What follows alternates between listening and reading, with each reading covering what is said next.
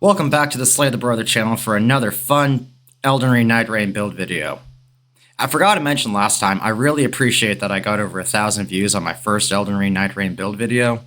I know it's not that much in the grand scheme of things, but it does feel good to see that much support early on, so thank you so much. I know about 3% likes isn't the greatest thing, but it is on the higher end of average, so I also appreciate that. That really means a lot to me, and that's probably going to help the channel go a long way in the future, so thank you once again. Now, without further ado, I'm going to start going into this cool build. This isn't one of the ones I mentioned in the last video, but it is an awesome way to build the Duchess around the glass necklace relic. So the build I want to go over today is focused around the glass necklace and trying to get some great synergies out of the Duchess with it. Right away, and most obviously, I feel like Duchess reprised events upon nearby enemies by landing the final blows of a chain attack with daggers is a great way to go with that. What used to be called successive dagger attacks trigger reprisal has now been changed to this, to make it more clear that we only need to land the final blow and not the whole chain attack, which makes the ability feel more powerful right away if you weren't already aware of that. This version of the triggered reprisal only gives us 40% of the damage dealt over the last 3 seconds and not the full 50 like we would normally get. However, if Glass Necklace is up to tier 3 and you get a full combo chain on somebody, that's going to be 89% extra damage. And we can make that even better, because anytime we reprise an event on an enemy, we add to their stagger damage, and most importantly for this build, their status effect buildup.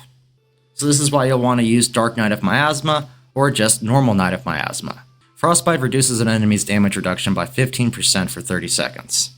So just by having Frostbite triggered, we're getting an extra 117% damage.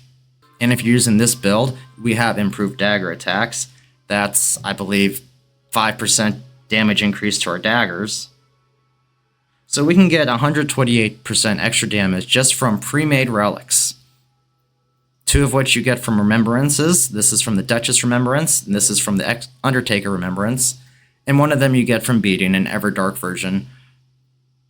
And one of them you get from beating the Everdark version of the Fissure in the Fog. As for normal Knight of Miasma that you get from just beating Fissure in the Fog, you'll get an extra 10% damage when you're fighting the Frostbite afflicted enemy, which puts you at an extra 139 damage altogether. So the amazing synergy this build actually offers, though, by working in Frostbite, is Frostbite and Vicinity conceals ourselves. Now, this only gives us about enough time to get one more chain attack combo off, but we Frostbite the enemy, and we're going to be able to replay the damage the enemy took over the past 3 seconds, almost guaranteed, once we get this. And when you consider that her invisibility ultimate art works for 10 seconds, that gives us enough time for 3 or 4 chain attacks to finish off. So she is great when it comes to nuking bosses, whether you're playing solo or playing with a group. And I think she especially shines with a group because we get to be this huge debuffer for everybody else in the team that many Nightfairers can't keep up with when it comes to playing this role. So as far as Deep and Night recommendations go, I do feel it should be pretty straightforward, but I'm going to go into some of them anyways. Duchess, use character skill for brief invulnerability, especially if you're playing on Deep and Night. You're glassy, you're going to get one-shot by almost everything. Arcane increase for each enemy defeated at a rune. This is the best way for Duchess to get Arcane, especially since she doesn't have access to a stat change relic that gives her extra Arcane. You already have what you can consider a virtual 40% extra status buildup going on every time you finish a chain combo, but getting more Arcane just helps that much more, especially when we're in those long boss battles and you want to get Frostbite to trigger as much as possible. I got lucky here and I am able to have rally potential with Frostbite afflicted enemies +1, increases my attack power, but the issue with that is, as I said earlier, this is a Duchess, she's glassy.